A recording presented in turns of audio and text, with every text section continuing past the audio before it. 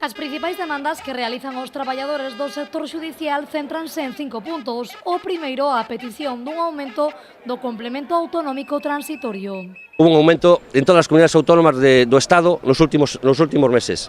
Queremos un aumento que suponga ahora mismo entre chegar a alcanzar polo menos as comunidades que máis cobran, que sería País Vasco, que nos duplican ese complemento, duplica a cantidade que nos cobramos, con respecto á media das comunidades autónomas que teñen ese complemento, estamos 200 euros por debaixo.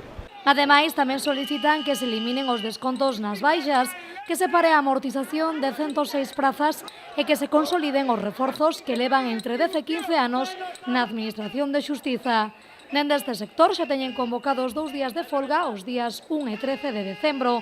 De non chegar a un acordo, na última semana de xaneiro do 2018 irían a unha folga indefinida. Non estamos pedindo absolutamente nada máis que se negocie con seriedade, porque hasta o momento a Xunta de Galicia, o Director Xeral de Xustiza, o único que fixo foi darnos disculpas de mal pagador para non entrar nunha negociación como tal, nin trouxo ningún tipo de propostas, botou valores fora ao decir que moitas das reivindicacións correspondían ao Ministerio de Xustiza. É unha mentira grande, non é así, todas as reivindicacións son competencia da Xunta e son a propia Xunta que ten que arranxar. Na provincia de Pontevedra, entre xestores, tramitadores, médicos forenses e auxiliares, son 1.100 os traballadores afectados.